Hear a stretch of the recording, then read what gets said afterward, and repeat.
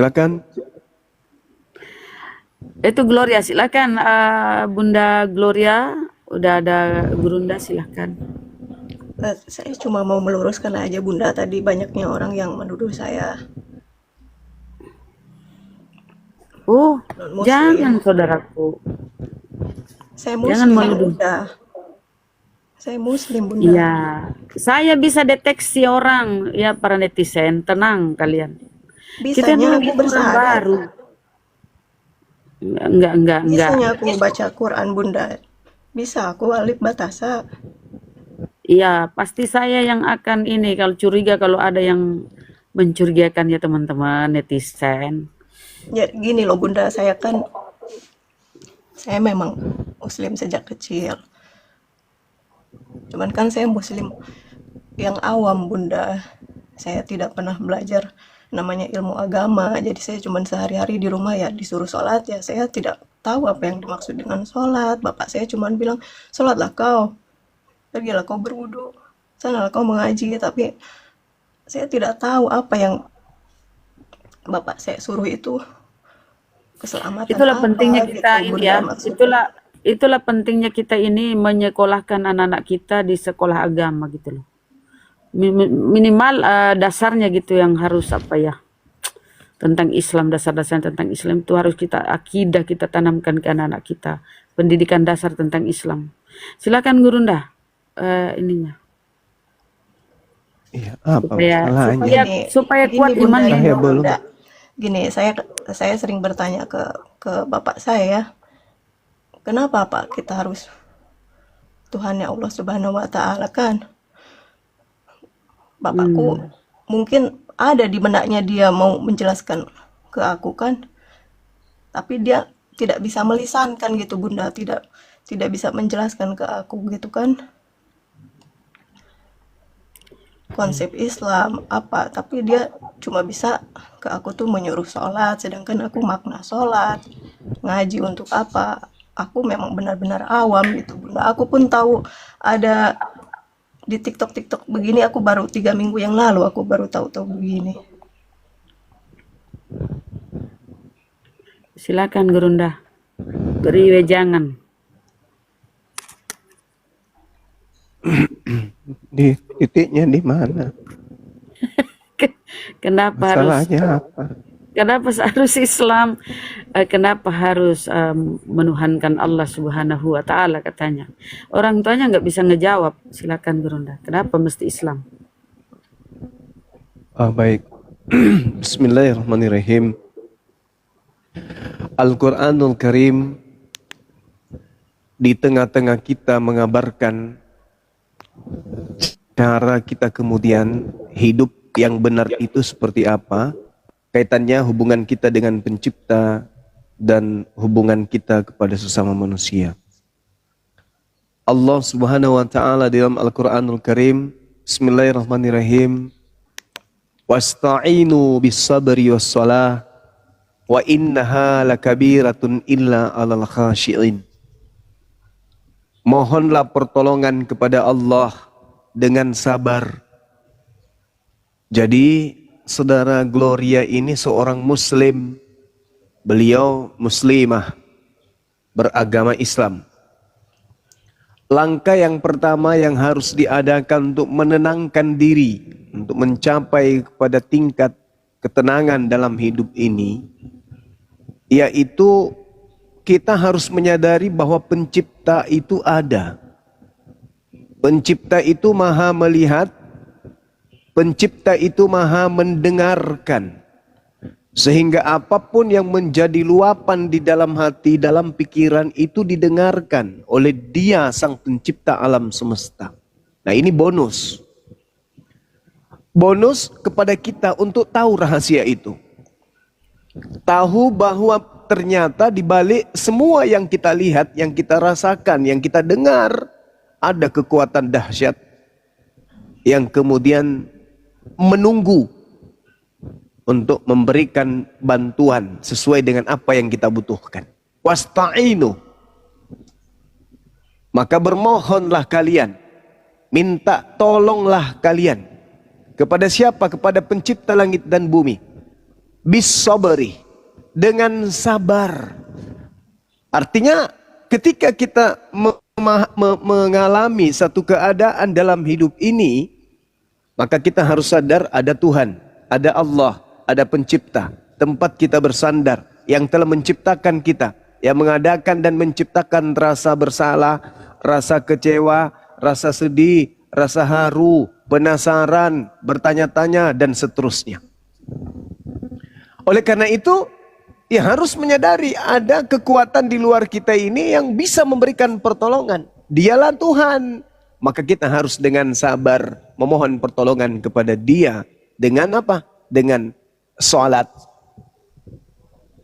Sholat ini adalah sebagai jembatan untuk berkomunikasi dan dikabulkan permohonan kita dengan mudah oleh pencipta kita. Sholat adalah pondasi awal diterimanya amalan-amalan yang lain. Maka kita minta pertolongan kepada Allah dengan cara kita ibadah, yaitu sholat. Nah, kenapa manusia itu harus sabar? Karena sholat itu adalah sesuatu yang ringan tetapi berat. Makanya dikatakan dalam Al-Quran, wa innaha lakabirah.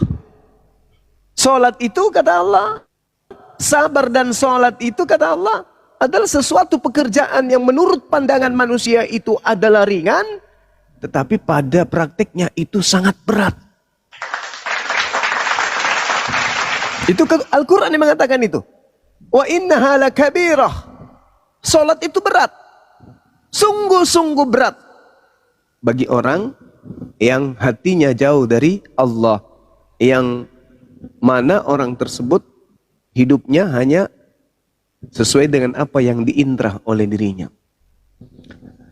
Jadi sholat itu berat. Illa alal khashi'in. Kecuali bagi orang-orang yang khusyuk. Kenapa kita menganggap sholat itu biasa? Kenapa kita menganggap sholat itu berat? Kenapa kita acap kali meninggalkan sholat? Karena kita tidak khusyuk di dalam beribadah. Kita lakukan itu hanya sekedar ya angkat tangan, habis itu baca Al-Fatihah, habis itu salam dan seterusnya. Hanya sebatas itu. Padahal sholat itu adalah bonus untuk umat Islam berbicara langsung dengan pemilik alam semesta ini. Nah, kalau itu dimanfaatkan kemudian disadari bahwa ternyata saya bisa berbicara kepada sang pemilik alam semesta dengan cara mendirikan sholat. Dalam kaidah-kaidah sholat ini khusyuk intinya, maka saya bisa berbicara langsung dengan Sang Maha Penyayang, Sang Maha Pengasih, Sang Maha Mencukupi, Sang yang memberi kesehatan, Sang yang memberi dan seterusnya. Biasanya orang sholat itu tidak mendapatkan nilai apa-apa. Kenapa? Karena dia nggak sadar kalau dia sedang berhubungan dengan penciptanya. Yang ada dia lihat orang berdiri, takbir, ruku, sujud itu aja terus salam. Habis itu selesai. Padahal sebenarnya sholat itu bukan di situ. Sholat itu adalah ketundukan. Sholat itu adalah kepasrahan. Sholat itu adalah kesadaran penuh. Sholat itu adalah kehidupan, inti dari kehidupan. Nah, jadi kalau orang mau sholat berhubungan dengan Allah, sejak kemudian mengingat ini waktu sholat, dari sejak wudhu, orang itu sudah kemudian menyadari saya akan berhadapan, akan berkomunikasi dengan pencipta alam semesta. Kalau kita berhadapan dengan Pak Prabowo saja, kita konsentrasinya minta ampun, konsentrasinya sampai pakaiannya kita pilih, ini ketemu dengan Pak Prabowo ini pakai baju apa ya? Pakai baju apa? Oh yang ini yang bagus. Habis itu nggak bagus, ganti lagi. Bagaimana minyak rambutnya? Bagaimana dengan parfumnya? Bagaimana dengan sepatunya? Bagaimana cara duduk saya ya? Gimana nanti saya menghadap kemana ya? Gimana bahasa tubuh saya? Tangan saya bergerak seperti itu, semua diatur. Padahal hanya bertemu kepada sesama manusia. Tapi ketika berhadapan dengan Tuhannya, dianggap sepele, dianggap biasa. Ya hanya pekerjaan tubuh aja. Kenapa? Kecenderungan kita terlalu cinta kepada duniawi, sehingga menghantarkan kita dalam keadaan seperti itu. Nah, Kita kalau mau khusyuk harus menyadari bahwa kita sedang berhadapan dengan pencipta langit dan bumi. Kalau berhadapan dengan orang penting aja kadang kita ketakutan, kadang kita gemetaran, kadang kita nervous. Ini berhadapan dengan pencipta langit dan bumi. Masa kita biasa-biasa saja? Maka orang yang menyadari bahwa sedang berhadapan dengan pencipta ketika dia sholat, orang itulah yang sampai kepada level khusyuk. Nah, setelah khusyuk, muncul rasa cinta, kasih sayang, rindu untuk sholat. Sedikit-sedikit mau sholat, sedikit-sedikit mau sholat. Sehingga sholat ini bukan lagi merupakan kewajiban, tapi sholat ini merupakan kebutuhan. Saya masih ingat seorang pendeta yang dulu pernah minta petunjuk sama aku. Bang, kalau saya mualaf gimana dong? Sedangkan sekarang ini sekali seminggu aja, itu pun saya cuma datang khutbah, malasnya minta ampun. Ini 5 kali sehari, gimana ceritanya bang? Tapi saya sudah tidak yakin dengan agamaku. Dan saya yakin Islam itu benar. Cuma masalahnya sekarang yang 5 kali sehari ini loh. Gimana caranya? Sedangkan sekali seminggu saya malas. Apalagi yang 5 kali sehari, kata beliau. Singkat cerita, setelah saya kasih nasihat sedikit, putuslah telepon waktu itu. Berbulan kemudian muncul di hadapan saya, sudah menggunakan pakaian ala-ala jamaah tablik waktu itu. Dan dia mengatakan kepada saya ketika aku tanya, bagaimana dengan sholat Bapak? Apa kata beliau? Sambil bercucuran air mata. Bisakah dirubah sholat itu sehari semalam 100 rakaat, kata beliau. Coba. Bisakah sholat itu dalam sehari, jangan 5 kali, kata dia. Kalau bisa 100 kali. Loh kok bisa kayak gitu? Iya, ketika saya sujud, wajah saya menyentuh lantai. Lalu kemudian mengingat kepada pencipta. Disitulah nikmatnya ibadah sholatku. Ternyata saya ini bukan siapa-siapa. Ternyata saya ini sangat membutuhkan Tuhanku. Aku yang sangat butuh Tuhan. Nah, inilah artinya bahwa orang yang khusyuk itu, khusyuk dalam sholat adalah orang yang takut akan Allah, akan melahirkan kecintaan kepada Allah. Ketika dia duduk, Allah. Berdiri, Allah. Berjalan, Allah. Nah, ini orang-orang seperti ini rindu akan datangnya waktu sholat. Menunggu waktu sholat itu bukanlah sesuatu yang berat baginya. Tapi orang yang tidak khusyuk, hanya karena ria, hanya karena ingin dibilang, sholat itu berat. Sholat itu sangat berat. Tapi mereka yang kemudian menyadari, saya bisa berkomunikasi dengan pencipta langit dan bumi, ibarat menelpon kepada pencipta, maka mereka tidak akan melakukan suatu ibadah sholat dengan berat. Mereka akan cinta untuk menjalankan ibadah sholat itu. Nah, saya kira ini nasihat buat saya sendiri dan juga teman-teman. Mari coba kita belajar untuk mencintai ibadah sholat ini sebagai amalan yang pertama kali akan dihisap oleh Allah. Dan ketika sholat ini tertolak, maka tertolaklah semua amalan. Dan ketika sholat ini diterima, maka terimalah semua amalan. Saya kira begitu dari saya. Mohon maaf kalau saya belum mengerti, belum paham arahnya kemana ini. Saya hanya sekedar memberikan masukan aja terkait dengan sholat, di mana Al-Quran menjelaskan wasta'inu bis sabri was shalah wa innaha lakabiratun illa 'alal khashiin, kata Allah. Mohonlah pertolongan kepada Allah dengan sabar dan sholat, dan sesungguhnya sholat itu sungguh berat kecuali bagi orang-orang yang khusyuk. Jadi hanya itu yang ingin saya sampaikan. Mudah-mudahan dengan adanya masukan ini dari saya, kedepannya kita semua cinta dan ringan untuk menjalankan ibadah sholat. Demikian.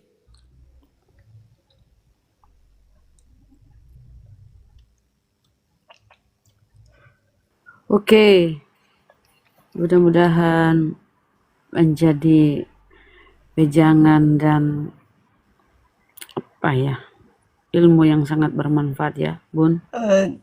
Begini Pak Juma ya, saya kan untuk menghantarkan saya pada ibadah-ibadah yang diperintahkan gitu, saya kan merasa pertanyaan besar gitu di pikiran saya. yang utama kan, yang saya harus utamakan itu tauhidnya dulu gitu kan, kebenarannya dulu gitu. Mungkin saya Iya, bisa husu kalau memang saya benar, oh ini loh, inilah memang benar-benar Tuhan yang memerintahkan saya untuk beribadah. Mungkin bisa saya, tanpa saya dipukul bapak saya, tanpa saya diperintah ibu saya bisa dengan ikhlas menjalankan perintah Tuhan, ya kan? Boleh saya bertanya Pak Juma? boleh. Em,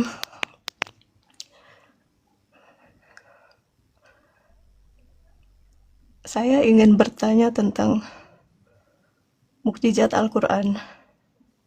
Iya, Saya kan ini ingin yakin dulu kan, iya, eh sebagai yang mana yang saya tahu kan, Al-Quran itu sebagai mukjizat, ya kan? iya, Tapi saya sebagai orang awam tidak menemukan itu. Al-Quran sebagai mukjizat itu apa gitu maksudnya.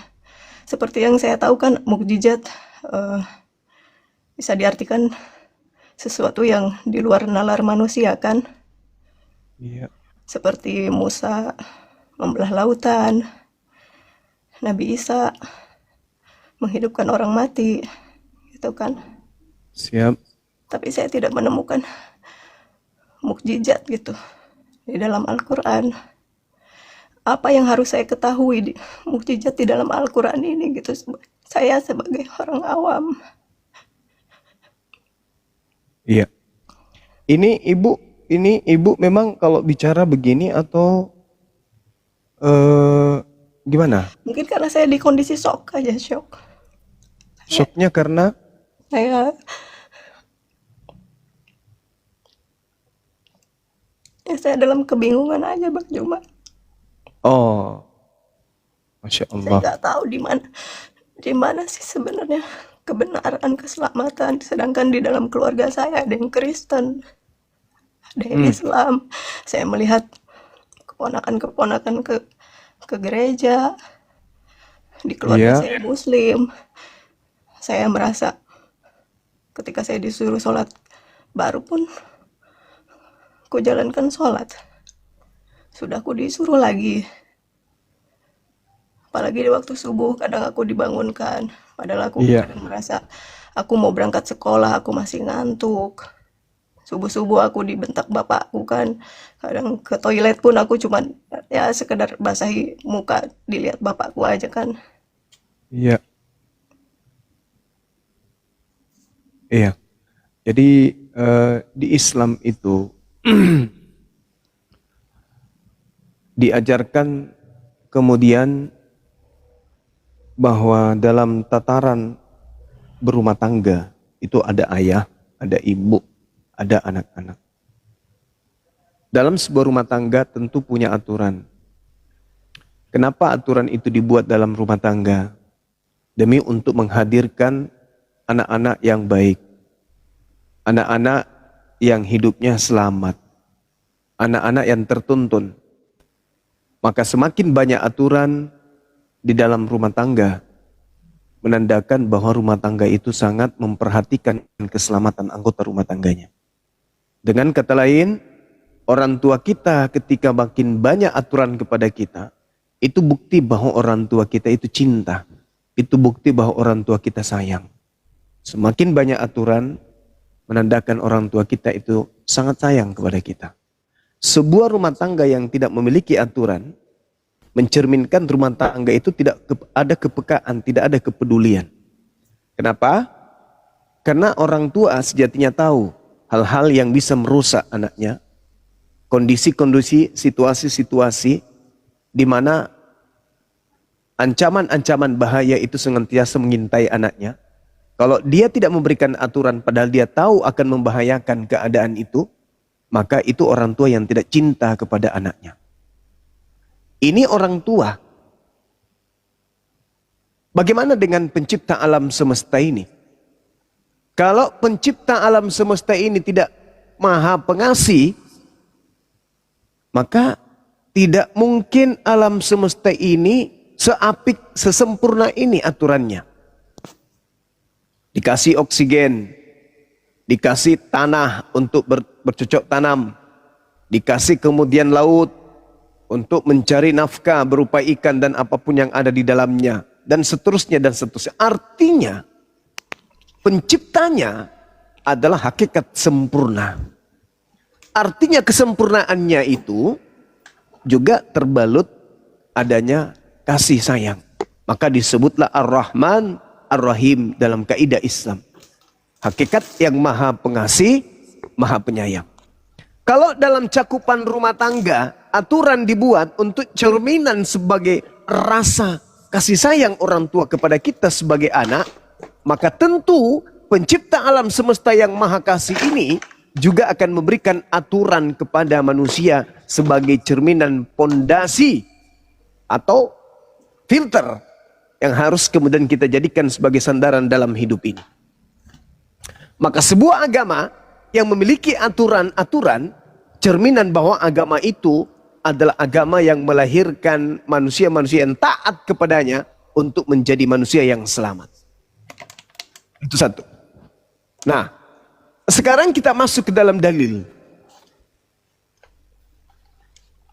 Agama Islam, salah satu dalil dalam Al-Quranul Karim, misalnya dalam surah As-Zumar ayat 9.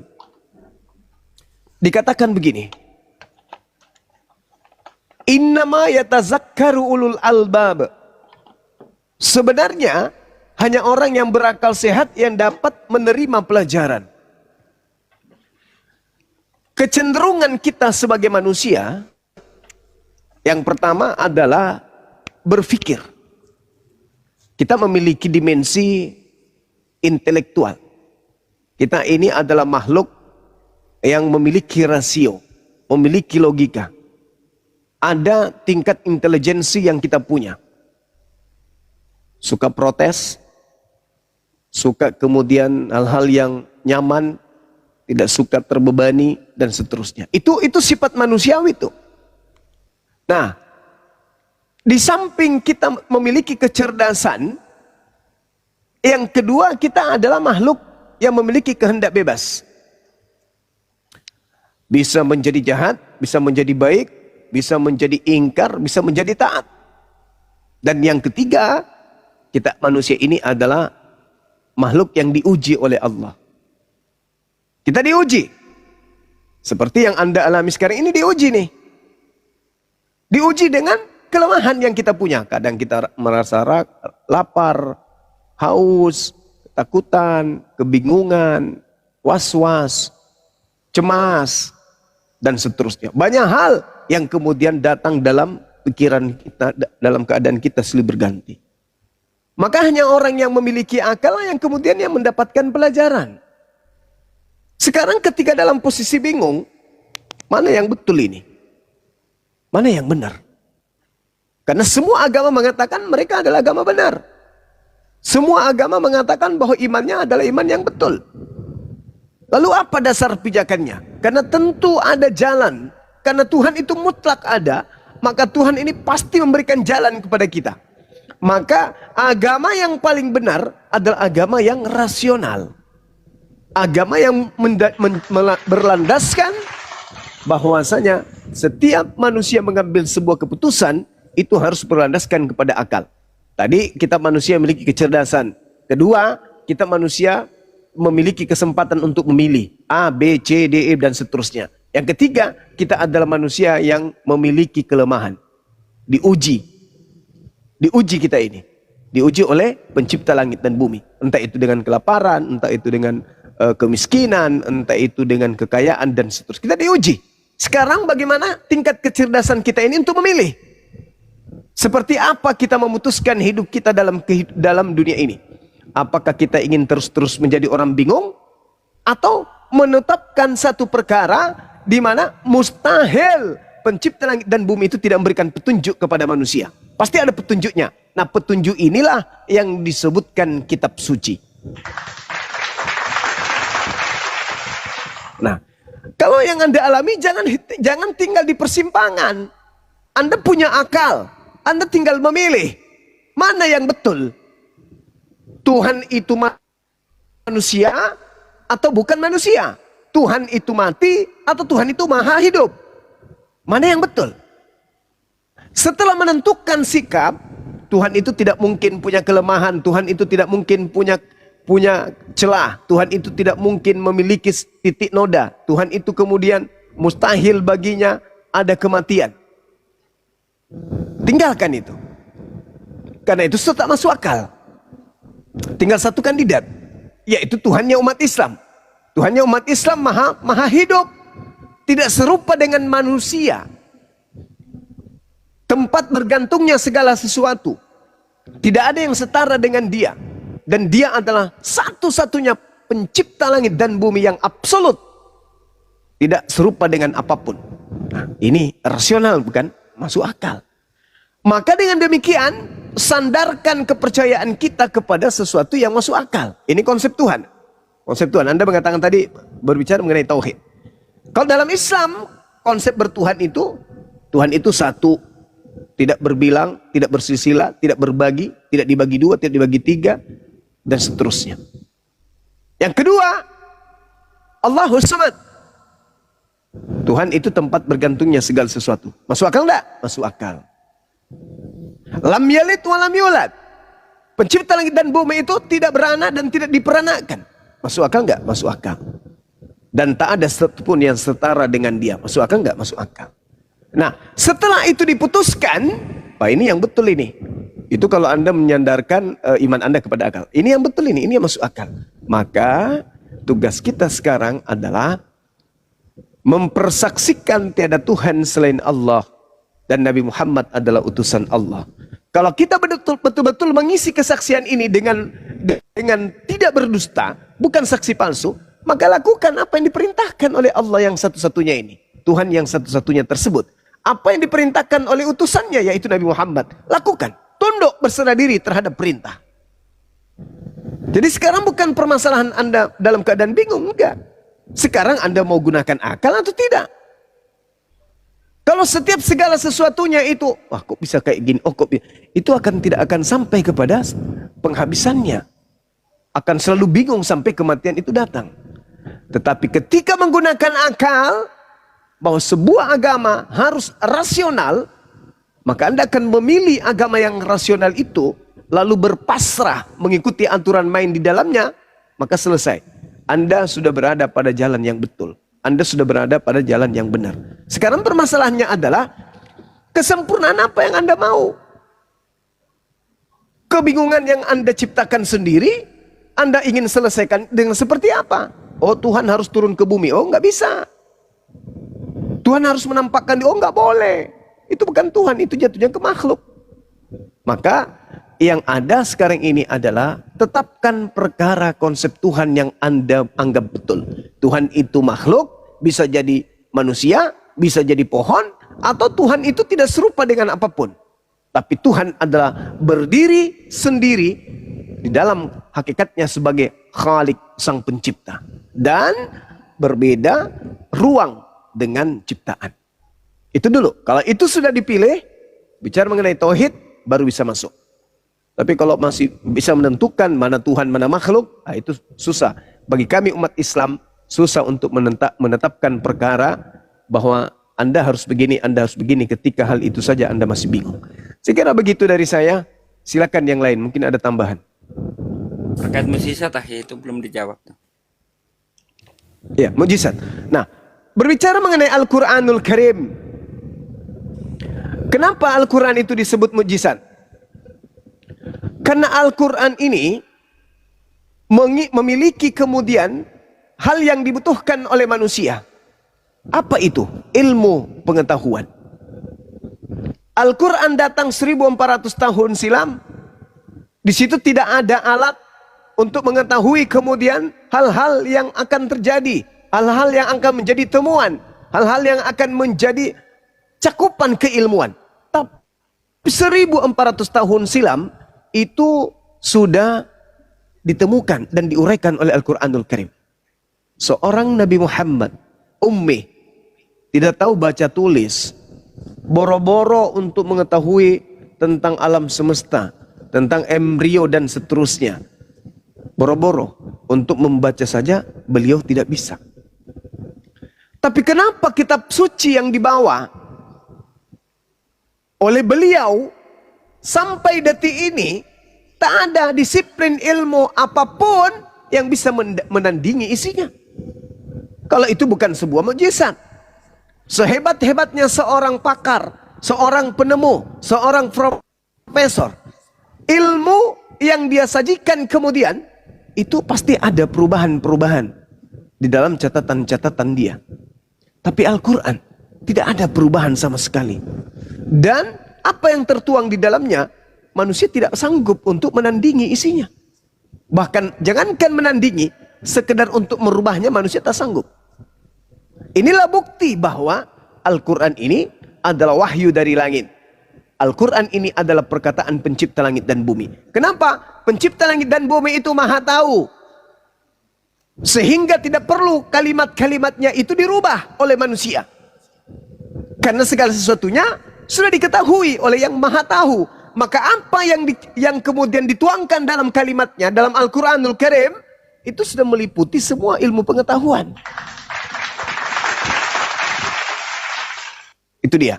Maka mukjizat Al-Quran salah satunya adanya al-ijazul balaghah, kemukjizatan dari segi keindahan sastra dan balaghah. Kemudian al-ijazul tashri, mukjizat dari segi hukum-hukum. Bagaimana kemudian Islam mengatur hukum-hukum. Bagaimana kemudian Islam menetapkan hukum-hukum tersebut. Bagaimana hukum itu bisa diterapkan seadil-adilnya, sesempurna-sempurnanya, dan dengan komprehensif yang begitu sangat memukau. Kemudian mukjizat Al-Quran juga al-ijazul ilmi, kemukjizatan dari segi ilmu pengetahuan.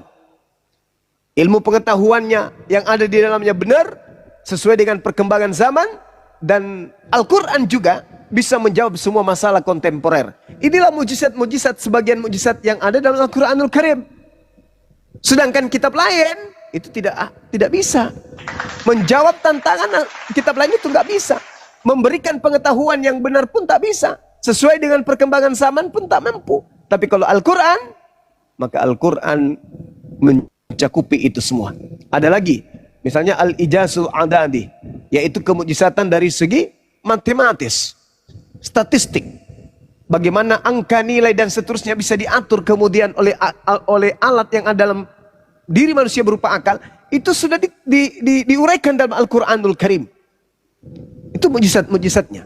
Nah, yang saya tidak habis pikir, kalau yang Anda maksud mukjizat di sini seperti belah lautan, membuat orang lumpuh berjalan, orang botak seketika tumbuh rumput di kepala, wah itu saya lepas tangan kalau gitu. Karena Al-Quran mukjizatnya itu adalah ilmu pengetahuan, bukan yang seperti itu. Demikian dari saya, makasih. Oke, baik. Agama. Iya. Jadi yang saya tangkap seperti ini, apakah setiap apa yang disampaikan di dalam Al-Quran bisa dikatakan mukjizat karena apa yang disampaikan berkesesuaian dengan ilmu pengetahuan? Iya. Tidaklah mungkin 1400 tahun silam Nabi Muhammad seorang diri, buta huruf, mampu mengurai apa yang kemudian ditemukan oleh pakar dengan alat canggih hari ini. Itu mukjizat. Itu mukjizat. Itu satu kemustahilan bisa dilakukan oleh manusia biasa. Tentu itu adalah mukjizat. Itu mukjizat. Bukti kebenaran Al-Quran. Maka kebenaran Al-Quran itu hanya bisa dibaca oleh orang-orang yang berakal. Ini kalau bukan firman dari pencipta langit dan bumi, mustahil seorang Nabi Muhammad, sesempurna apapun pengetahuannya, bisa menguraikan semua apa yang terjabar di dalam Al-Quran. Mustahil. Kalau bukan dari pencipta alam semesta. Nah, dengan kesadaran penuh, kita sadar bahwa ini dari pencipta langit dan bumi, maka sejatinya orang yang berakal, apa dikatakan Al-Quran? Itu adalah perkataan pencipta. Kalau kita diperintahkan puasa, yuk kita puasa. Kalau dia perintahkan sholat, yuk kita sholat. Kenapa? Kan itu bukan ucapan manusia. Itu adalah perintah dari yang menciptakan alam semesta ini. Maka sejatinya sebagai ciptaan, kudu wajib kita tunduk kepada apa yang diperintahkan oleh Dia yang telah menciptakan kita.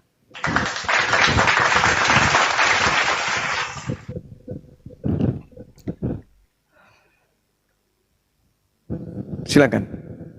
Boleh saya tambahin sedikit? Silakan, silakan.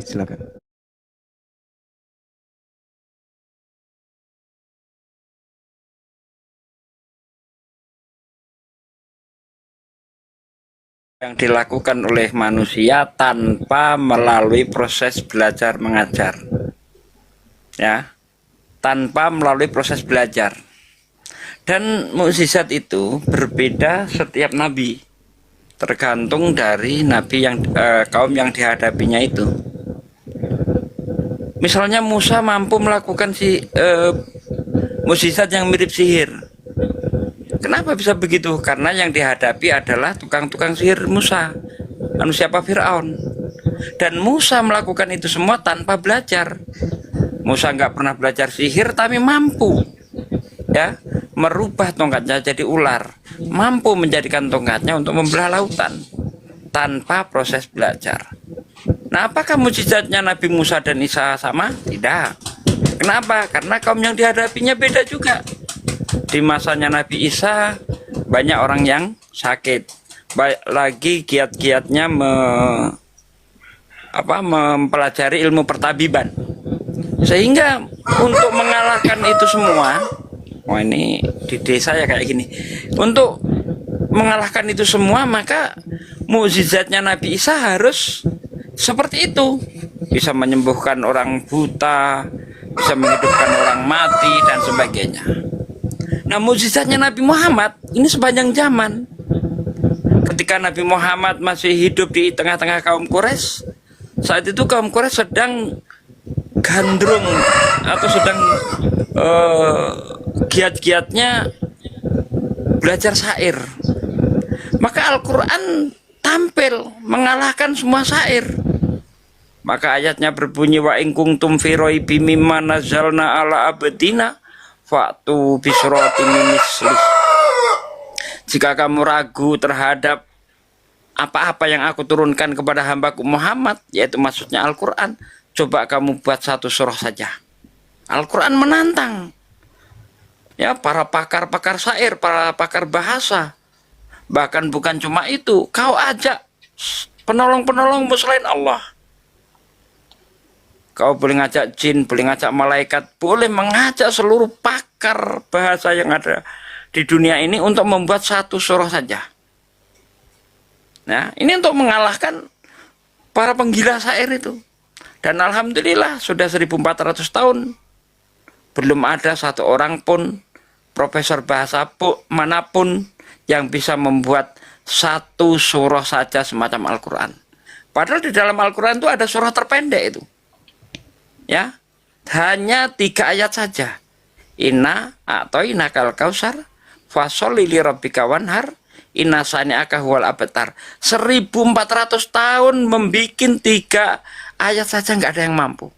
Ini bukti bahwa Al-Quran itu mukjizat. Nah, perlu diingat bahwa Al-Quran itu ya mukjizat sepanjang zaman. Tidak hanya di masa Nabi Muhammad saja. Beda dengan nabi lainnya. Kalau nabi lainnya misalnya ketika Musa hidup mukjizatnya masih ada, Musa meninggal mukjizatnya hilang. Demikian juga Nabi Isa. Tapi mukjizat Rasulullah ini yang berupa Al-Quran sepanjang zaman, yang dihadapi berbagai macam kalangan. Ada nanti yang dihadapi para ilmuwan. Al-Quran tampil. Ya, seperti yang diuraikan Akhi Zuma tadi itu. Ya, ketika menghadapi para ilmuwan, berapa banyak ilmuwan-ilmuwan yang terkalahkan oleh Al-Quran. Ketika orang masih berpandangan bahwa bulan itu memiliki sinar sendiri, Al-Quran 1400 tahun yang lalu tampil di dalam surah Yunus ayat 5. Allah yang menciptakan matahari sebagai pelita dan bulan adalah cahayanya. Dari kata nuron, artinya cahaya yang dipantulkan. 1400 tahun Al-Quran sudah tahu bahwa bulan itu tidak memiliki sinar sendiri, tapi memantulkan cahaya matahari. Allah juga tahu karena dia sang pencipta bahwa benda-benda langit itu selain berotasi dan berevolusi. Misalnya Allah berfirman, "Huwallazi khalaqas samawati wal ardo wasamsi wal qamar fi falaki yasbahun." Dialah Allah, ya, yang menciptakan, waladzi khalaqas samawat, ya, yang menciptakan langit, wal ardo dan bumi, wasamsi wal qamar, matahari dan bulan, dan masing-masing beredar pada garis edarnya. Dari mana Rasulullah tahu seperti itu sementara Rasulullah tidak pernah belajar? Namanya mukjizat itu dia dapat tanpa belajar. Nabi Muhammad tidak bisa baca tulis. Bagaimana Nabi Muhammad bisa mengetahui itu semua? Tentang embriologi seperti yang tertulis dalam surah Al-Mu'minun ayat 14 misalnya. Lalu dari setitik air mani itu kami rubah, ya, kami jadikan seperti lintah. Nah, dari mana Nabi Muhammad tahu bahwa dari jutaan sperma itu yang jadi cuma satu? Di situ dijelaskan dari setitik, ya, dari setitik air mani itu kami rubah sesuatu yang melekat. Dari kata alaqah yang artinya lintah. Memang gambaran, ya, ketika ibu hamil masih muda usia 15 sampai 25 hari itu manusia itu seperti lintah. Dan yang namanya alaqah ini kalau kita lihat dengan mata telanjang belum nampak. Ya, walau seandainya perut wanita itu dibelah, belum nampak namanya alaqah ini. Itu hanya bisa dilihat dengan mikroskop. Zaman Nabi Muhammad tidak ada mikroskop. Bagaimana Rasulullah tahu? Inilah mukjizat Al-Quran, mukjizatnya mukjizat, berlaku sepanjang zaman. Kalau para nabi, mukjizatnya berlangsung ketika Nabi itu hidup, Nabinya meninggal, mukjizatnya hilang. Tapi tidak begitu mukjizatnya Nabi Muhammad. Begitu Mbak, terima kasih. Monggo akhi dilanjut. Ya baik, saya nangkep Pak Ustadz. Jadi begini, jadi apa yang disampaikan Nabi Muhammad di Al-Quran, itulah yang dikatakan mukjizat, begitu Pak Ustadz? Ya. Oke, Pak De, saya izin sedikit lanjutkan ya. Tadi sedikit. Silakan Nahi. Pertama, saya tidak akan lebih dalam ke materi karena tadi sudah dipaparkan oleh para guru kami. Namun ada hal yang menarik yang saya dengarkan dari Ibu Gloria. Mengatakan kami tidak menemukan apa yang sering dikatakan umat Islam dalam Al-Quran. Jadi saya bisa menangkap sebuah pemahaman dari situ bahwa Ibu sudah mempelajari Al-Quran sehingga hasil dari pembelajaran Ibu dan penelitian yang Ibu lakukan tidak menemukan fakta di dalam Al-Quran. Ini sebenarnya sebuah pernyataan kan dari Ibu tadi, sehingga saya menyimpulkan demikian. Gitu. Menarik, artinya Ibu sudah menelaah Al-Quran. Namun kalau kita bahas lebih jauh, tadi sudah banyak dibahas, justru kalau orang mempelajari Al-Quran, orang akan menemukan kebenaran di sana. Orang banyak yang kaget di sana. Kan gitu. Bahkan kalimat mukjizat sendiri, mestinya kita pahami dulu. Saya tidak menemukan mukjizat dalam Al-Quran. Lah bagaimana kita bisa menyimpulkan demikian? Mukjizat itu, Bu, kita awali dengan kalimat begini. Mukjizat itu kan kalimat, kalau dalam definisi para ulama, amrun khariqul adat. Tadi penjelasannya sudah dipaparkan. Satu peristiwa yang berlawanan dengan kebiasaan manusia peristiwa gitu kan. Tadi sudah dijelaskan oleh Pak Desugi sebagaimana penjelasan dan pemaparannya. Nah, Al-Quran ketika membahas tentang satu Al-Quran itu firman Tuhan. Tuhan menjamin Al-Quran terjaga. Nah, terbukti Al-Quran itu terjaga. Sudah 1500 tahun atau kurang lebih 15 abad. Al-Quran tidak pernah berubah. Kalau kita lihat, kita bahas, dalam kehidupan ini kitab suci mana yang bisa menandingi kesohihan Al-Quran yang tidak pernah berubah dari pertama orang yang menerimanya sampai detik ini sudah 15 abad. Itu mestinya lakukan penelitian seperti itu sebelum kita menyimpulkan. Itu pertama. Kedua juga contoh, Al-Quran itu kan firman Allah dari Allah.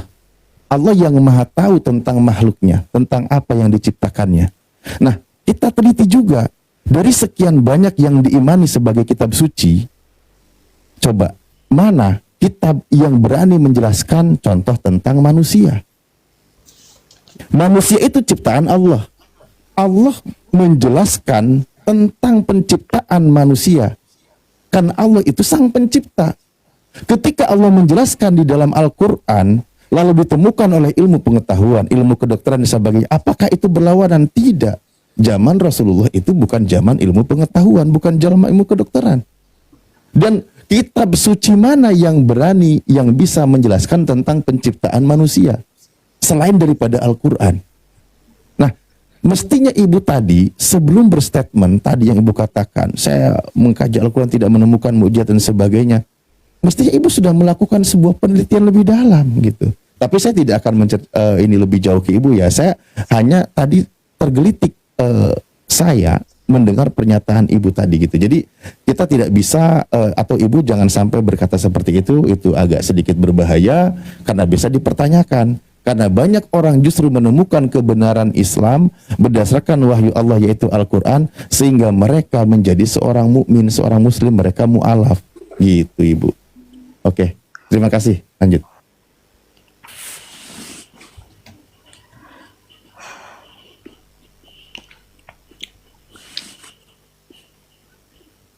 Masih menyaksikan Al-Quran? Nggak ada mukjizatnya, biar saya tambah lagi. Begini Pak Ustadz, saya kan seperti yang tadi dibilang Pak Ustadz siapa tadi?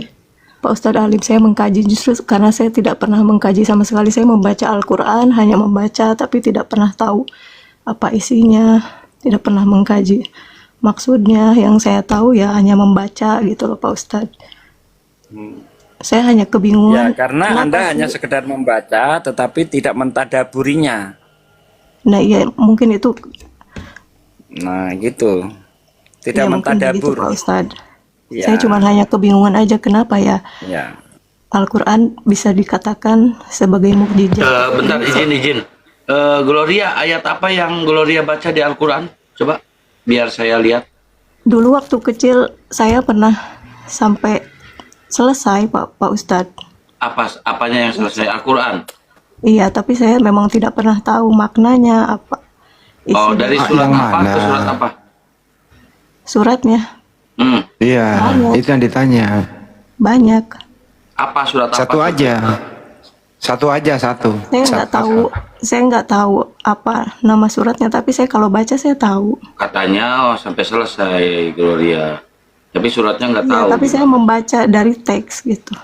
Surat Abata ada nggak surat Abata yang dibaca? Jangan, Kang.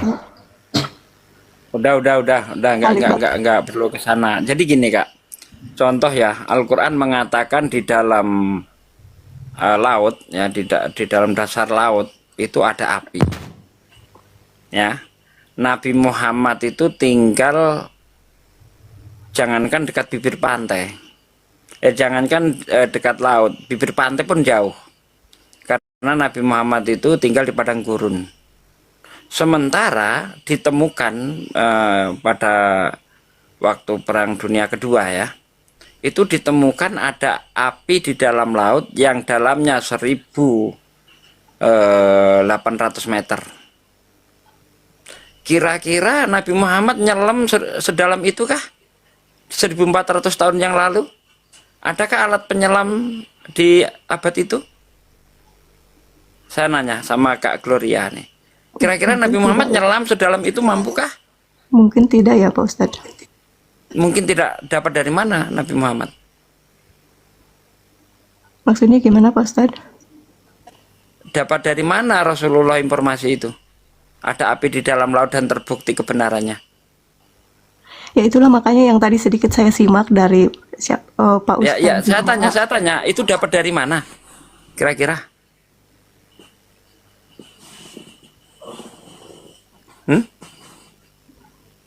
Enggak, jadi Apa gini Pak Nabi Muhammad Ustadz. ngarang? Saya kan memang tadi seperti yang Iya, tadi saya tanya, jawab aja. Nabi Muhammad itu sekedar ngarang atau memang ada yang memberi petunjuk? memberi Coba, petunjuk. jawab. Saya yakin ada yang memberi petunjuk. Nah, Kalau siapa memang yang tidak bisa bisa. memberi petunjuk? Allah. Kan gitu, karena dia sang pencipta itu. Seperti contoh tadi yang saya katakan mengenai embriologi itu. Siapa yang mengatakan itu? Sementara misalnya Nabi Muhammad baca kitab sebelumnya misalnya. kitabnya Kristen. Apakah mungkin? Tidak. Kenapa? Karena di dalam kitab Kristen manusia itu ya di dalam Mazmur 10 ayat 10 dicurahkan lalu dikentalkan seperti keju. Nabi Muhammad melalui Al-Quran, ya kan? Ya di dalam ayat 10 ayat 10, bukankah engkau Tuhan yang mencurahkan aku seperti susu dan mengentalkan aku seperti keju? Sejak kapan manusia seperti keju dalam perut? Nah, Rasulullah menyampaikan yang berbeda dari kitab sebelumnya. Apa itu? Manusia itu awal mulanya sebelum dibentuk seperti kita, itu awalnya seperti lintah. Dari kata alaqah. Cek di Google Translate, kamu tulis lintah bahasa Indonesia, lalu kamu terjemah ke dalam bahasa Arab. Tertulis alaqah. Tuh, Rasulullah dari mana sih bisa ngerti seperti itu? Kalau itu dari Allah, maka itulah yang namanya mukjizat. Karena Rasulullah mengetahui itu semua tanpa belajar. Begitu. Apa deh? Fabi ayyi ala rabbikum tukadziban. Nikmat Tuhan mana lagi yang mau kamu ingkari setelah kita buktikan kebenaran-kebenaran Al-Quran yang tidak bisa dibantah oleh siapapun. Fabi ayyi ala rabbikum tukadziban. Silakan Kak Gloria. Bang Andi, silakan Bang Andi. Oke Pak De, giliran saya ini. Mau pengen ngobrol bentar sama Mbak Gloria. Mbak Gloria percaya Al-Quran nggak? Percaya? Oke. Anda Muslim? Muslimah? Muslim. Saya bisa mendengarkan syahadatnya? Syahadat. Iya. Saya baca syahadat. Iya, Saya pengen dengar Muslim, aja. kok, Bang Andi. Saya alhamdulillah saya Muslim. Tapi Saya bertanya cuman karena saya sedang kebingungan aja gitu. ya coba dengerin aja dulu syahadatnya gitu doang. Oke, baik. Bismillahirrahmanirrahim. Asyhadu an la ilaha illallah wa asyhadu anna Muhammad Rasulullah. Ya mantap bacaannya. Muslimah dia teman-teman di bawah, jangan curigai orang lah kan gitu. Saya bisa ngaji kok, Pak. Terus apa yang Anda ragukan? Ya mungkin karena saya tidak begitu banyak belajar tentang Islam. Saya hanya diwarisi orang tua agama Muslim secara tradisional turun-temurun gitu kan. Jadi ya saya hanya sekedar menjalani aja gitu, Pak. Oh gini loh Mbak, Sebagai Muslim, saya menjadi memang menjadi muslimah itu, menjadi muslim tidak dituntut untuk mengetahui semuanya kalau tidak sanggup untuk menampung dalam diri kita. Jadi semua orang itu terbatas, ada batas-batas tertentu begitu. Saya sendiri baru kecil sekali tentang Islam saya paham, tapi saya nggak bingung. Gitu loh. Jadi kalau kemampuan kita cukup segitu, ya segitu aja dulu, jangan dipaksakan untuk mengetahui semuanya. Nanti jadi bingung kan gitu. Cukup ngerti syahadat, bagaimana sholat, baca surah-surah pendek. Nah selanjutnya belajar sedikit demi sedikit. Jangan ingin tahu semuanya dulu. Bingung sendiri. Dan umur sudah begini nanti nggak bisa nampung kan gitu. Itu yang baik, jadi jangan terlalu mempersulit keadaan. Setuju? Iya, maka dari itu saya kan juga belajar sedikit-sedikit, Pak, gitu kan. Dengan adanya komunikasi di TikTok ini kan saya juga sedikit belajar, saya pengen banyak tahu gitu kan. Jadi saya di Islam itu bukan hanya sekedar saya seorang Muslim, tapi memang saya benar-benar tahu gitu. Memang benar. Ya, Apa yang Anda- dari apa yang saya sampaikan, Bang Juma sampaikan mengenai mukjizat Al-Quran itu bagaimana menurut Anda? Ya sedikitnya tadi saya menyimak seperti yang disampaikan Pak Ustadz kan, bahwa Al-Quran adalah mukjizat. Kenapa bisa dikatakan mukjizat? Karena apa yang disampaikan memang di luar nalar. Siapa? Seperti yang Pak Ustadz tadi bilang, Di luar siapa nalar yang bisa? dan bisa terbukti secara ilmiah kan gitu. Ya betul, tapi yang saya ingin tahu itu apa sih Pak gitu, yang bisa dibuktikan. Kan tadi seperti yang Bapak bilang, saya selama ini belum pernah tahu apa api Api dalam air laut. api di dalam air laut. Tidak pernah Nah, itu tahu saya terbukti di itu. dalam Al-Quran ibaratnya ada hal Nah, ini seperti itu. Jadi saya ada. ibaratnya mempertanyakan Nah, berarti Anda ini mukjizat. belum membaca secara keseluruhan gitu. Ada api dalam laut, ya kan? Ada api antara asin dan tawar tidak bisa tidak bisa menyampur. Ada dalam Quran banyak tuh. Nah, gitu Mbak ya, belajar. Tapi tetap sholat jalankan sambil belajar gitu Mbak ya. Oke. Tuh, suara sapi itu. Ya, lanjut. Akhir Jumat. Saya lanjut lagi. Mbak Gloria, sekali lagi ya konfirmasi ya. Apa ya teman-teman? Saya tadi sudah baca syahadat. Saya Muslim loh teman-teman. Udah santai aja, nggak usah terlalu dibahas. Santai aja Mbak. Apa kira-kira lagi yang membingungkan nih Mbak? Soal apa gitu?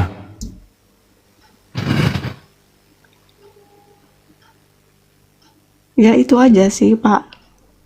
Mungkin karena saya masih miskin ilmu ya, saya tidak banyak mengkaji. Jadi ketika saya disuruh sholat, disuruh menjalankan ibadah puasa, saya cuman sekedar ikut menjalani saja gitu. Jadi saya nggak tahu maknanya apa sih.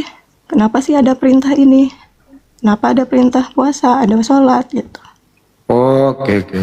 Jadi Anda mempertanyakan kenapa Allah menurunkan Al-Quran, di dalamnya ada perintah sholat dan perintah puasa, kan gitu. Wah, ini sudah kebablasan bertanya kepada yang memberikan perintah. Bolehkah kita sebagai seorang muslim atau muslimah mempertanyakan kepada Allah, oh ya Allah, kenapa kau berikan perintah ini? Itu kayaknya nggak etis deh Mbak, sebagai seorang muslimah. Sebagai seorang muslimah itu, kalau udah percaya Al-Quran, jangan mempertanyakan kenapa ada begini, laksanakan saja. Kan begitu kira-kira. Bagaimana Mbak? Gini aja Bang Andi, kita analogikan begini. Jadi ketika Allah itu menyuruh kita untuk melakukan segala sesuatu, itu pasti ada tujuan yang baik untuk kita. Ya, ibaratnya manusia ini mesin yang sangat kompleks, Pak.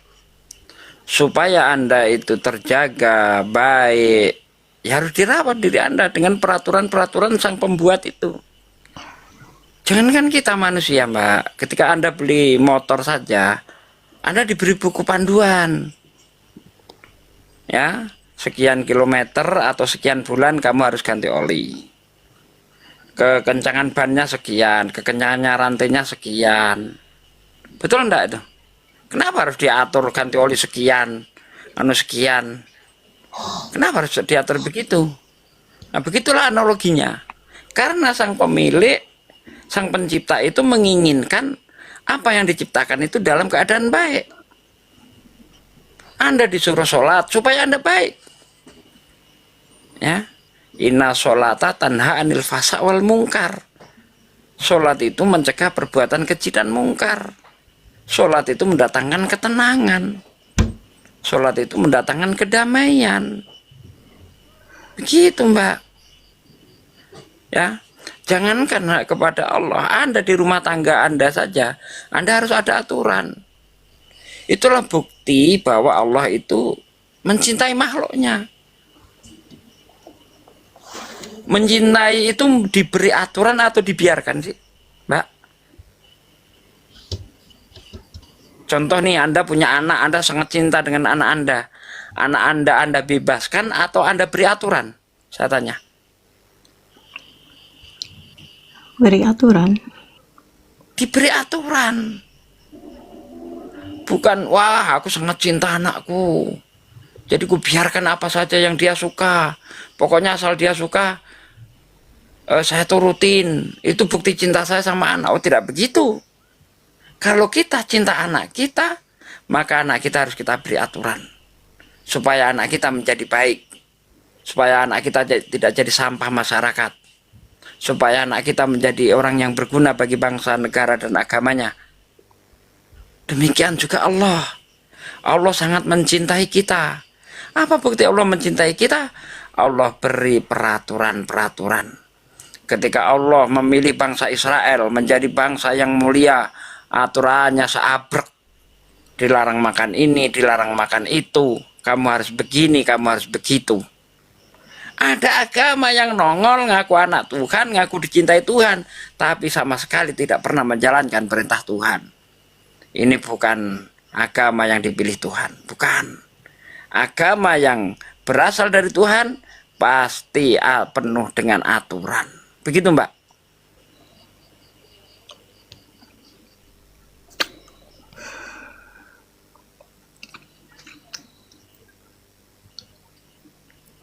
Nggak perlu dites-tes, kawan. Orang dalam keadaan bingung begini nggak perlu kita cobai. Biarkan saja. Iya, Kita teman-teman. tahu apa yang kita Saya lakukan. tidak pernah merasakan yang namanya gejolak batin. Iya, Mbak, nggak usah Sesuatu hal digubris. yang Udah saya nasihati. yang kita sendiri aja Udah saya kadang nasihati yang di bingung. bawah. Ya, udah saya nasihati yang di bawah, nggak perlu dites-tes. Kalau dia sudah berani mengucapkan kalimat syahadat, maka hilangkan prasangka. Ya, kalau dia sudah mengucapkan 2 kalimat syahadat, dia adalah saudara kita. Sudah. Ya. Saya terusin lagi ya Pak De ya. Saya terusin lagi tanya jawabnya ya Pak De. Ya, silakan, Bang Andi. Mbak Gloria, apa yang meragukan Anda? Kalau Anda seorang muslimah, apa yang Anda ragukan sekarang? Ya, terkadang pertanyaan-pertanyaan yang mungkin banyak diketahui orang Islam yang tidak saya ketahui ya Pak. Seperti kadang saya merasa saya pernah dahulu mempertanyakan sama orang bapak ya, Pak, kayak mana Allah itu gitu kan? Udah gak bisa dipikirkan, itu inanggat. Dia bilangnya kan, Allah itu Dipersingkat Mbak, ada, apa? Allah itu ada gitu. Tapi saya maksudnya ya ada itu seperti apa gitu. Oh, Anda ragu Allah itu ada dan Anda ingin tahu seperti apa Allah itu gitu. Begitu maksudnya? Saya juga bingung ya, apa yang ada di benak saya ini. Apa itu Mbak?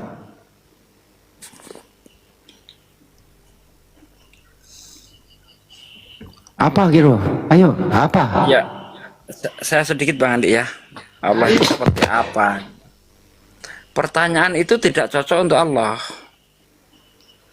Karena ketika kita Allah itu seperti apa, yang tergambar di dalam benak kita, itu adalah apa yang pernah kita raba, apa yang pernah kita lihat, apa yang pernah kita dengar. Ya. Pertanyaan itu tidak cocok untuk Allah. Karena Allah di luar itu. Allah itu seperti apa? Artinya kita ingin meraba, melihat, mendengar. Nah, kalau sudah bisa diraba, dilihat, didengar, itu namanya makhluk. Ya. Apapun yang pernah kamu lihat, semua itu makhluk. Sementara Allah laisa kamislihi sayun. Allah tidak seperti apa-apa. Nah, karena yang namanya apa-apa itu makhluk. Gitu, Mbak. Allah tidak seperti apapun. Allah itu seperti apa ya? Seperti roh makhluk. Berarti Allah bukan roh. Allah itu seperti raksasa misalnya. Raksasa itu makhluk. Berarti Allah tidak seperti itu. Begitu, Mbak. Nah, setiap yang diciptakan pasti berbeda dengan yang menciptakan. Saya menciptakan robot. Ada mata, ada kaki, ada tangan. Ada kepala. Apakah tangan robot, kaki robot, mata robot, kepala robot itu seperti yang menciptakan? Tidak, berbeda dia. Saya menciptakan kursi, Apakah saya mirip kursi? Tidak. Yang menciptakan tentu berbeda dengan yang diciptakan. Jadi jangan, Allah itu seperti apa? Makanya Allah itu, Nabi Muhammad itu pernah berkata kepada sahabatnya, jangan kamu tanyakan Allah itu dari mana dan seperti apa. Tapi pikirkanlah apa yang diciptakan. Dari dengan cara memikirkan apa yang diciptakan itu, maka kita akan mengenal Allah. Seperti yang saya katakan tadi, Allah bercerita nih. Bercerita bahwa menciptakan manusia itu seperti ini, seperti ini. Tidak mungkin ya yang menciptakan itu akan salah menceritakan apa yang diciptakan itu. Tidak mungkin. Tapi kalau ada Tuhan yang berusaha menceritakan sebuah ciptaan tapi dia bukan sang pencipta, pasti salah. Pasti salah. Contoh nih. Ini bukan bermaksud menghujat tapi sebagai perbandingan. Misalnya di dalam kitabnya orang Kristen dikatakan di hari pertama ada terang. Kejadian 1 ayat 3-5. Berfirmanlah Allah, jadilah terang, maka terang itu jadi. Allah melihat terang itu baik, maka dipisahkan dari gelap. Yang terang dinamakan siang, yang gelap dinamakan malam. Allah melihat semuanya itu baik, jadilah petang, jadilah pagi. Itulah hari pertama. Jadi hari pertama sudah ada siang. Tapi mataharinya diciptakan hari keempat. Secara logis ini salah. Kenapa salah? Karena di dunia ini tidak bisa terlepas dari hukum aksi dan reaksi. Tidak bisa terlepas dari hukum sebab akibat. Ada sebab baru ada akibat. Ada benda penerang baru ada terang. Itu logis. Tidak bisa menentang hukum ini, tidak bisa. Nah, apakah kita akan percaya kitab seperti ini yang bertentangan dengan akal sehat? Akal kita nggak bisa dibohongi karena pendeteksi benar dan salah adalah akal, bukan iman. Iman bukan penentu benar dan salah. Kalau iman dijadikan penentu, dijadikan tolak ukur benar dan salah, maka tidak ada agama yang salah di dunia ini. Ada orang menyembah sapi menurut imannya itu benar-benar. Ada orang menyembah gunung, menurut dia itu adalah Tuhan, menurut iman dia. Ada orang menyembah sandal jepit misalnya, menurut iman dia benar-benar. Apakah itu menjadi tolak ukur? Tidak bisa. Tolak ukur kebenaran adalah akal. Kalau ada sebuah kitab suci sudah bertentangan dengan akal, maka dia itu bukan berasal dari Tuhan. Kitab suci yang tidak bertentangan dengan akal, itulah yang berasal dari Tuhan. Begitu Mbak. Lanjut Bang Andi, nanti saya tambah lagi.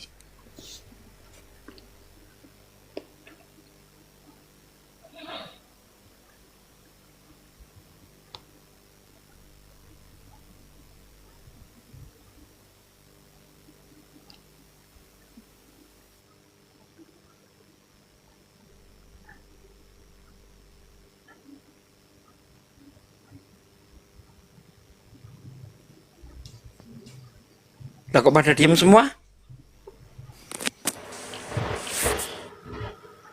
Ya, udah jelas mungkin ya, Mbak Gloria. Gloria. Tes. Oke, baik. Oke, Chris ya. Oke. Terus ya. Ya mungkin cukup itu aja. Taruh Mbak. Apalagi yang tentang tadi Allah, apalagi yang meragukan, yang Anda pikirkan terakhir? Itu ajanya, Bang. Apa? Ya itu ajanya yang selama ini membingungkan. Bingungnya karena ingin seperti apa sang pencipta itu?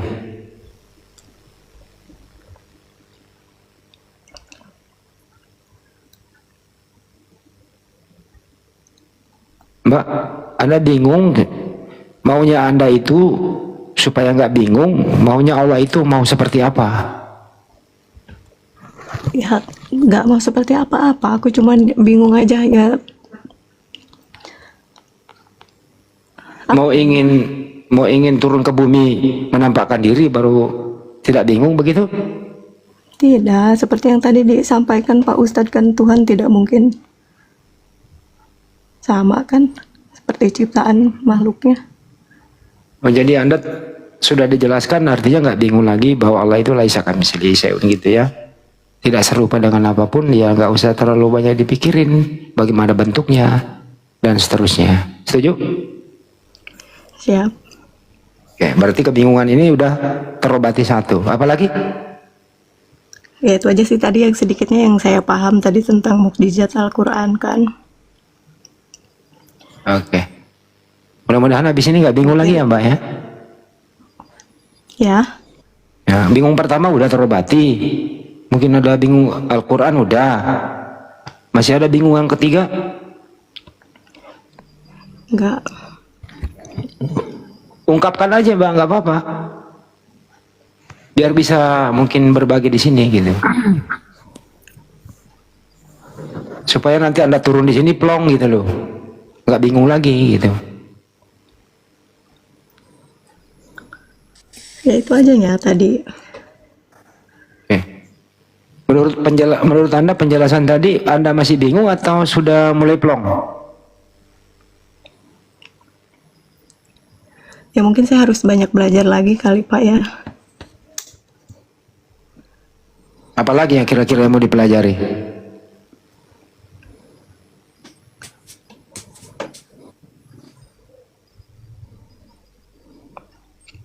Tentang apa lagi Mbak yang mau dipelajari? Enggak, jadi Mari gini. kita belajar bareng. Saya percaya dan yakin dengan keberadaan Tuhan gitu. Cuman kadang ada pikiran-pikiran dari lingkungan saya yang kadang menarik saya untuk mereka punya keyakinan seperti ini. Apa saya benar ya di posisi ini? Hanya hal-hal itu ajanya. Terus ketika teman-teman kadang mengatakan di agamamu Al-Quran sebagai mukjizat apa? Al-Quran kok mukjizat? Itu aja sih yang kadang membuat aku menjadi mempertanyakan gitu. Oke. Ya gitu. Jadi di benak aku itu menjadi tanda tanya gitu. Oh, apa ini Al-Quran? Oke, Kenapa bisa disebut?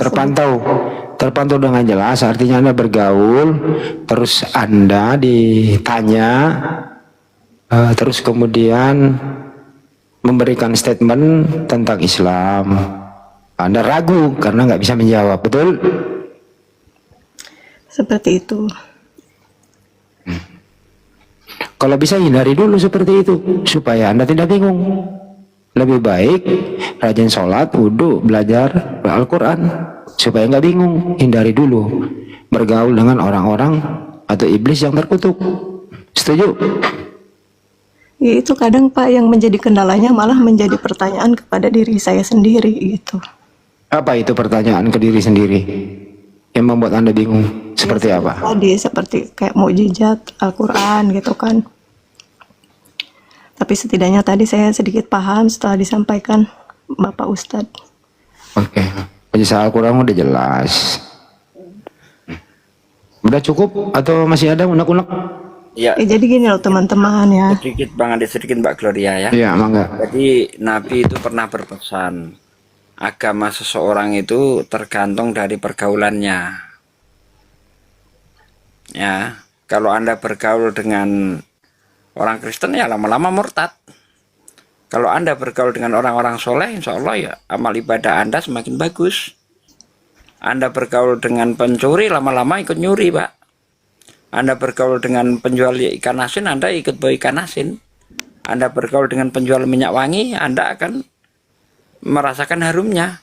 Nah, jadi pergaulan itu perlu dikontrol. Dengan siapa saya harus bergaul. Kecuali iman sudah kuat. Ketika Anda bergaul dengan preman, Anda menjadi jalan hidayah. Tapi kalau ilmu belum ada, ya kan, masih kurang, maka bergaullah dengan orang-orang yang soleh. Betul, setuju. Pak Ustadz, saya boleh minta referensi data Pak Ustadz untuk seperti yang tadi Pak Ustadz sampaikan ke saya, mukjizat di Al-Quran Nah, yang ini aja deh. disampaikan Rasulullah. Anda bisa lihat ketika aja di Google mukjizat Al-Quran. Nah, itu keluar tuh. Semua banyak di situ, Mbak. Ya, banyak. Mukjizat Al-Quran terkait ilmu pengetahuan misalnya. Keluar semua itu, Mbak. Banyak itu. Nanti Anda telaah bener enggak nih yang dikatakan Al-Quran itu. Gitu. Terkait dengan embriologi, astronomi, zoologi, ya. Semua itu jelas itu di dalam apa itu. Saya juga dapat belajar dari situ. Saya koreksi, saya apa betul, ternyata Masya Allah. Saya dulu juga orang seperti Anda, Mbak. Masuk beragama Islam itu ya dari warisan. Tapi setelah saya belajar mentadaburi Al-Quran, karena Al-Quran sendiri memang mewajibkan saya untuk mentadaburinya, apalagi tadabbaruna Al-Quran, saya tadaburi, saya teliti, saya pikirkan. Ya, alhamdulillah, saya semakin yakin dengan Islam, karena tidak ada agama yang bisa dibuktikan secara akal sehat itu kecuali Islam. Nggak ada. Agama apa coba? Seperti yang saya contohkan tadi di Kristen, bisa enggak kitab mereka kita buktikan secara akal sehat? Nggak bisa. Al-Quran, subhanallah. Nah gitu. Ada besi Oke, baik, saya diturunkan jadi dari begini langit. Pak Ustadz sekali lagi. Jadi mengapa Al-Quran bisa dikatakan mukjizat? Karena apa yang disampaikan di dalam Al-Quran bisa dibuktikan gitu Pak Ustadz.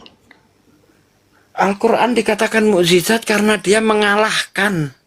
Ya, fungsi mukjizat itu untuk mengalahkan lawannya. Nah, Al-Quran itu mukjizat sepanjang zaman. Dia selalu unggul di sepanjang zaman.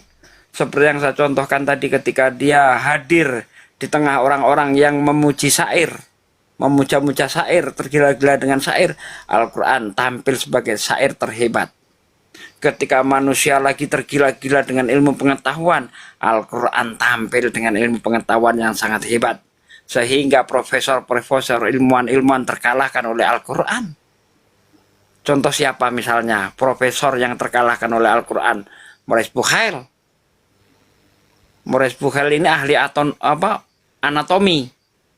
Dia dikalahkan dengan Al-Quran. Dia tidak menyangka bahwa Al-Quran itu terbukti kebenarannya, seperti contoh dalam Al-Quran dikatakan, hari ini aku selamatkan jasadmu supaya menjadi pelajaran bagi orang-orang yang sesudahmu. Berbicara tentang Fir'aun. Fir'aun itu dengan jelas gamblang dikatakan di dalam Al-Quran diselamatkan jasadnya. Sementara tidak ada informasi apapun tentang Fir'aun ini. Ya, karena menurut Bible di dalam kitab Keluaran misalnya, ataupun di dalam kitab Mazmur dikatakan bahwa Fir'aun itu lenyap. Ya, lenyap oleh air. Jasadnya lenyap. Al-Quran 1400 tahun yang lalu mengatakan jasadnya Fir'aun tidak lenyap. Dan dibuktikan oleh Maurice Bucaille. Dari asbab meneliti inilah Maurice Bucaille masuk Islam. Ya, seorang pakar anatomi, pakar embriologi. Siapa contohnya? Kate Moore. Ya, dokter Kate Moore. Ini meneliti Al-Quran. Masuk Islam dia. Dan masih banyak lagi ilmuwan-ilmuwan yang masuk Islam asbab membaca Al-Quran itu. Coba, adakah ilmuwan yang masuk Kristen gara-gara membaca Bible? Kagum dia dengan apa yang dikatakan Bible, dikatakan kitabnya orang Kristen. Enggak ada. Ilmuwan siapa coba? Satu aja. Suruh tunjukkan ke saya ada ilmuwan yang membaca Bible, dia terkesan dengan apa yang dikatakan Bible itu. Terbukti secara sains. Siapa coba? Enggak ada. Karena apa? Karena Bible cacat ilmu pengetahuan. Sehingga orang-orang yang percaya Bible di abad-abad pertengahan mengalami zaman kebodohan. Contohnya siapa yang menjadi korban dari kebodohan di abad pertengahan ini? Galileo. Ya. Semakin dia mencintai Bible, percaya penuh dengan Bible, maka dia akan jauh dari ilmu pengetahuan. Beda dengan Al-Quran. Ketika orang sangat mencintai Quran, mentadaburi Quran, ya, orang dekat dengan Quran, banyak ilmuwan-ilmuwan Islam yang bermunculan. Ada Al-Hindi, Ibnu Sina, dan banyak lagi yang lainnya. Itu bukti Al-Quran itu mukjizat sepanjang zaman. Sampai saat ini belum ada satu orang pun yang bisa mengalahkan Al-Quran. Gampang saja Mbak, bagi orang awam gampang saja. Apa bukti Al-Quran itu mukjizat? Al-Quran tidak bisa dirubah, Al-Quran tidak bisa ditiru. Itu mukjizat tuh. Kalau hanya karangan manusia biasa, tentu gampang dirubah, apa susahnya. Tapi karena Al-Quran itu mukjizat, datang dari Allah, bahkan berani menantang seluruh manusia untuk membuat satu surah saja semacam Al-Quran, maka tidak ada satupun yang bisa meniru Al-Quran, Pak. Begitu.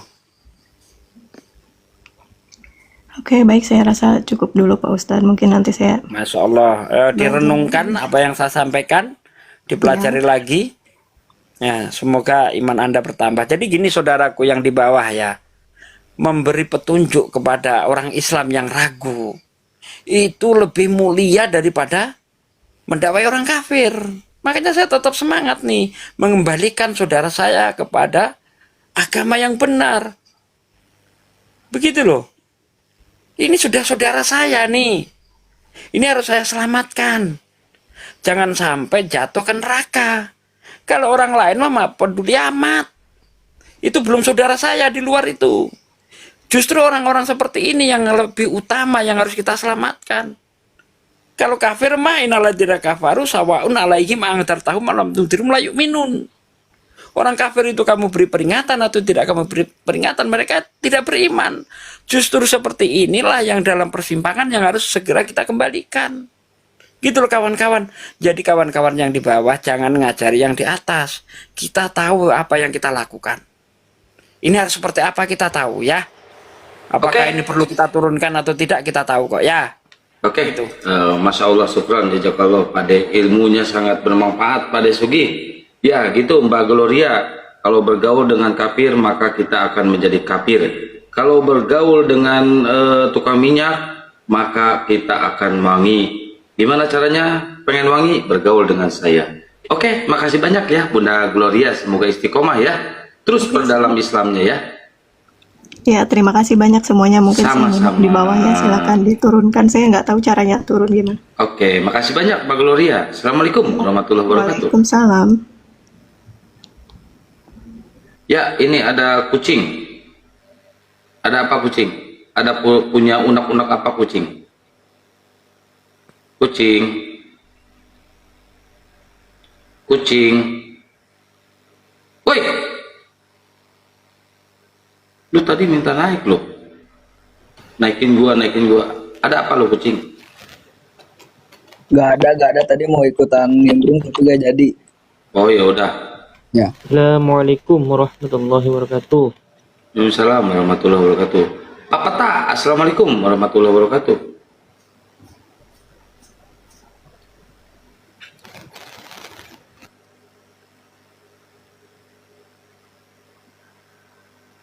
Dinaikin lagi kafirnya.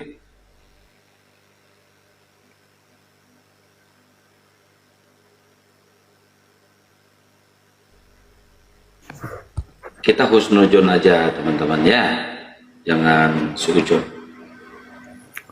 Waalaikumsalam warahmatullahi wabarakatuh.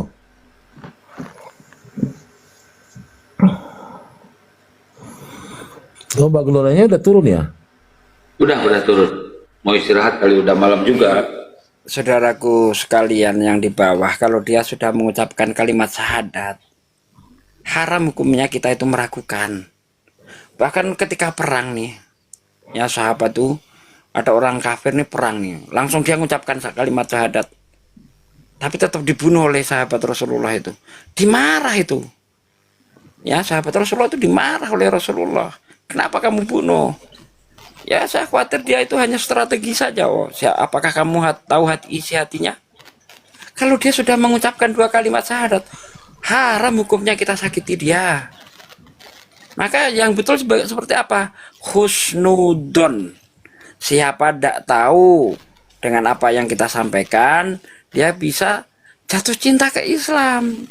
Tapi kalau kita yang kita ungkapkan, yang kita besarkan, yang kita utamakan adalah sangka buruk ketika dia dalam masa pertimpangan, wah orang Islam kelakuannya seperti ini, kepada saya lebih baik saya murtad, siapa yang nanggung dosanya? Ente semua. Hati-hati kawan-kawan. Gitu loh. Husnudon itu lebih utama daripada suudon. Kalau prasangka kita baik itu salah, kita tidak berdosa. Tetapi kalau kita suudon, kalau dia benar, kita berdosa. Betul enggak, Pak Petalumpuh? Betul. Betul. Iya, Pak Haji. husnudon utamakan. Gitu kawan-kawan. Makanya kata Rasulullah kan, mengapa engkau membunuhnya? Apa kau sudah telah membelah dadanya sehingga engkau dapat mengetahui isi hatinya? Nah itu kata Rasulullah, pedas loh. Artinya apa? Disuruh husnudon. Begitu.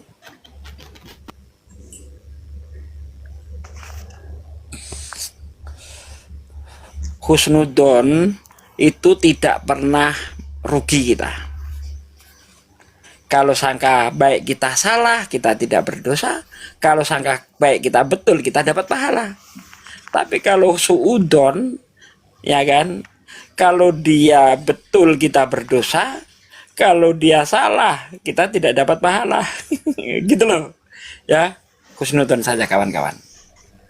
Bijak menyikapi segala sesuatunya. Begitu kawanku.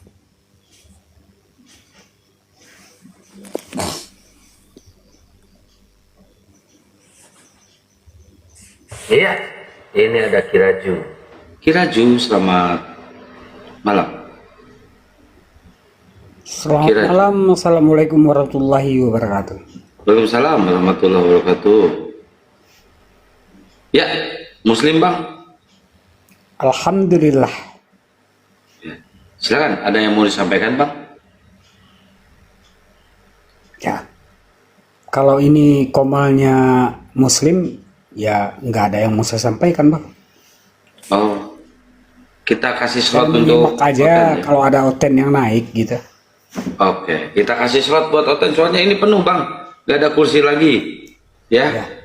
Oke. Oh ini Islam semua ini. Iya, Islam semua. Iya bang, Islam semua bang. Oh selamat, saya cuma mau menyapa Bang Zuma. Ini betul-betul Bang Zuma ya? Iya. Iya betul. Kalau betul-betul Bang Zuma, saya memfavoritkan Anda itu. Masya Allah. Oke, saya keluar. Terima untuk kasih, terima mengasih, kasih. saya turun dulu untuk mengasih kalau ada mau Oten yang naik gitu. Ya silakan. Kepada Bang Tapi Zuma, abang tahu. terima kasih.